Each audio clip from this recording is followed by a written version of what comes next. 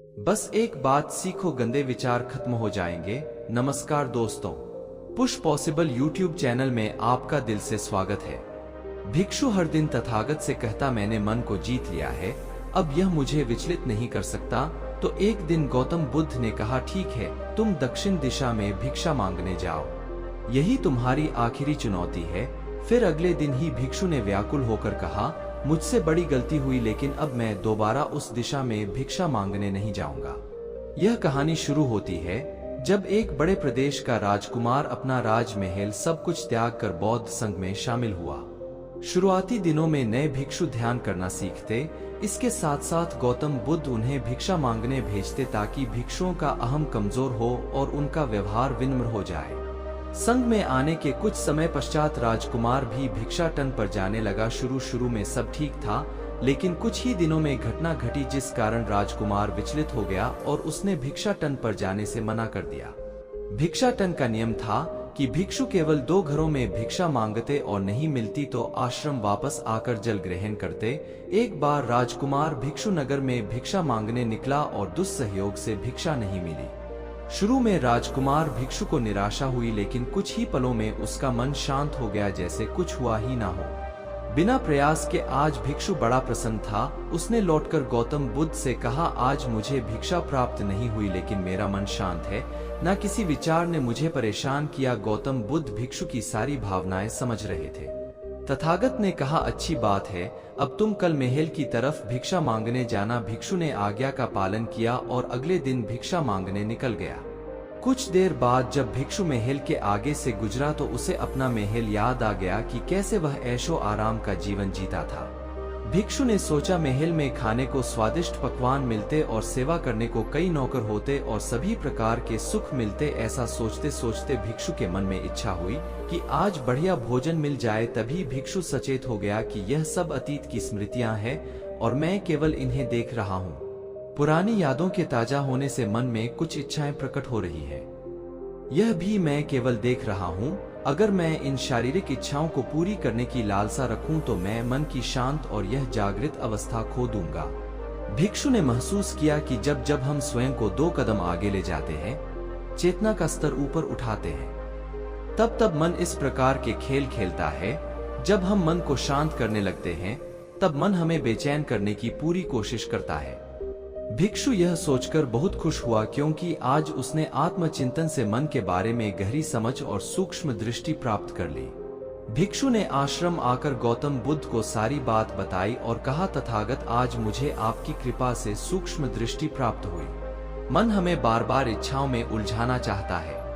महल को देखकर मुझे भी पुराने सुखों का स्मरण हो आया, लेकिन आज भी विचार मुझे छू नहीं पाए। गौतम बुद्ध ने कहा, अच्छी बात है, कल नगर की दक्षिण दिशा में जाना, वहां एक हवेली है, वहां मन और विचारों पर उपदेश देकर आना। भिक्षु बहुत खुश हुआ। आज वो जल्दी जल्दी चल रहा था क्योंकि वो उपदेश देने जा रहा था।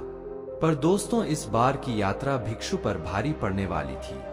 कुछ ही देर में भिक्षु हवेली पहुंचा और भिक्षा के लिए आवाज लगाई। आवाज सुनकर एक सुंदर युवती बाहर आई। भिक्षु ने सोचा कि इस युवती की सुंदरता को देखकर मेरे मन में कोई विचार नहीं आना चाहिए, क्योंकि मेरा यहाँ आने का प्रयोजन तो इसको उपदेश देना है।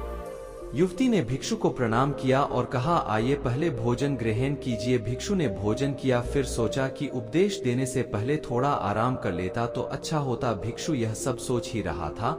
इसी बीच युवती ने कहा, श्रीमान, आपने अभी अभी अन्न ग्रहण किया है, अब थोड़ा आराम कर लीजिए, फिर उपदेश शुरू करना। यह सुनते ही भिक्षु सतर्क हो गया। जो योजना वह मन में बना रहा था, यह महिला वह सब बिन बताए करती जा रही थी।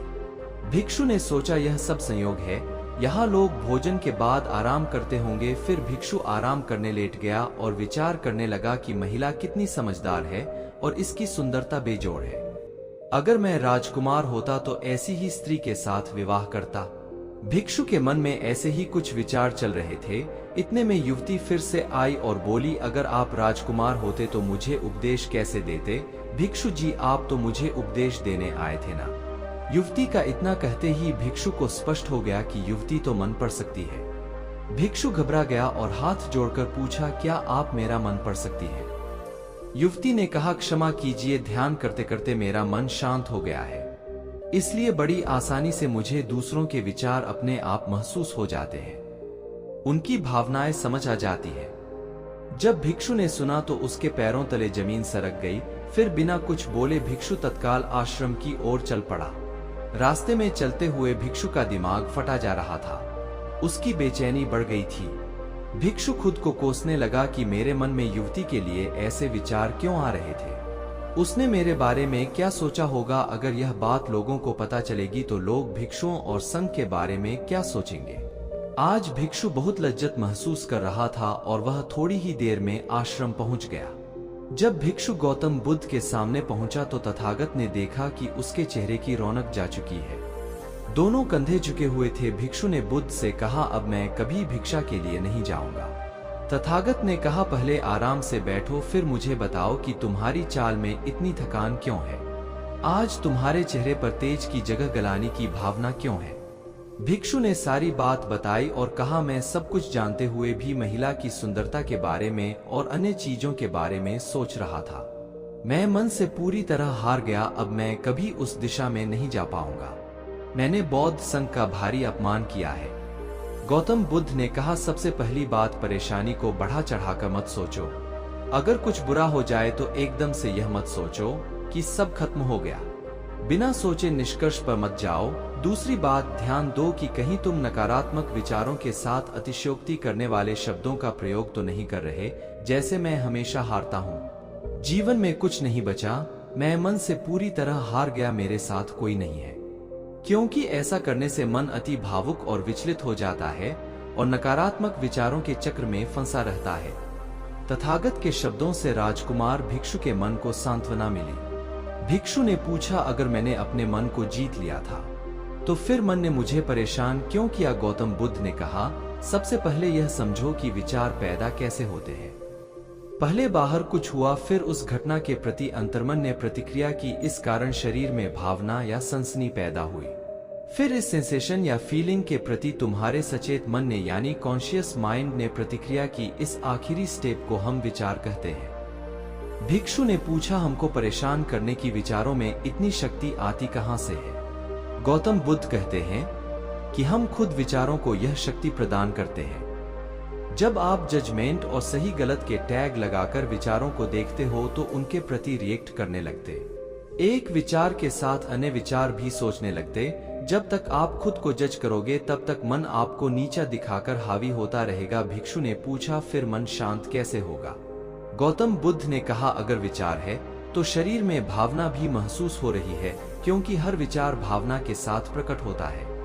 अगर आप अश्लील विचार महसूस कर रहे हो तो इसका मतलब है कि शरीर में एक भावना यानी सेंसेशंस भी महसूस हो रहे हैं और फिर आप उसके बारे में सोच रहे हो या रिएक्ट कर रहे हो। और इसी बात में मन को शांत करने का तरीका छुपा है। हर विचार को देखना कठिन है क्योंकि विचारों का वेग तेज है, लेकिन शरीर में महसूस हो रही भावना यानी सेंसेशंस को देखना आसान है क्योंकि यह देर तक बनी रहती है। अगर इन्हें बिना जजमेंट के सही गलत का मतलब लगाए सिर्फ देखा जाए तो यह गायब भी हो जाती है। तब मन के पीछे जो शांति है वो प्रकट होती है और उस शांति में एहसास होता है कि मन हमारा कुछ नहीं बिगाड़ सकता, हमारा अंतर्मन कैसे ठीक होता है। नॉन जजमेंट से अगर हम किसी भी इंसान या घटना या फिर अपने मन को बिना जजमेंट के देखते हैं तो मन के साथ साथ अंतर्मन अपने आप स्वस्थ और शांत होने लगता है। अगर तुमने मात्र यह देखा होता कि इस औरत के प्रति विचार केवल मेरे अंतर्मन के रिएक्शन के कारण है और यह मैं केवल देख रहा हूं, मन में बहुत कुछ चल रहा है लेकिन मैं सांस के प्रति सचेत हूं, मैं शरीर में होने वाली प्रतिक्रिया को देख रहा हूं, तब भी तुम सचेत होकर दृष्टा भाव में लौट आते। मन के पीछे जो शांति है वह हमारी सबसे बड़ी ताकत है। हम बड़ी आसानी से विचारों को शांत कर सकते हैं और एक दिन यह जान सकते हैं कि किसी भी प्रकार का विचार चिंता असल में इस शांति को पार नहीं कर सकता। हम हमेशा विचारों से अछूते हैं। गौतम बुद्ध कहते हैं, तुम याद रखो विचार तुमसे हैं, तुम विचारों से नहीं। तुम हमेशा ही अपने विचारों से शक्तिशाली हो, अपने डरों और चिंताओं से शक्तिशाली हो। अब तुम अगले 7 दिन युवती के घर भिक्षा मांगने जाओगे और ध्यान रखना अपने विचारों को जज मत करना। अच्छे बुरे विचार केवल तुम्हारा द्वार खटखटाते हैं। तुम केवल इतना याद रखना कि तुम वह शांति हो जिसमें सब प्रकट हो रहा है। अगले दिन भिक्षु पूरे मार्ग जागृत होकर चला। महिला के घर जाने से पहले थोड़ी घबराहट हुई, लेकिन भिक्षु दृष्टा भाव में बना रहा, विचारों को, शरीर में उठ रही भावनाओं को, डरों को, गिल्ट को, सबको बस देखता रहा। जब वापस लौटा तो वह पूरी तरह शांत। आज उसने मैंने मन को जीत लिया है, यह अहंकार भी नहीं था। आज उसने सही मायनों में मन को पार कर लिया था। अगर ये कहानी आपको अच्छी लगी हो तो इस वीडियो को लाइक करें और ऐसी और कहानी सुनने के लिए पुश पॉसिबल यूट्यूब चैनल को सब्सक्राइब करें। तब तक मिलते हैं हम आपसे ऐसी ही एक और प्रेरणादायक कहानी के साथ अगले दिन। धन्यवाद।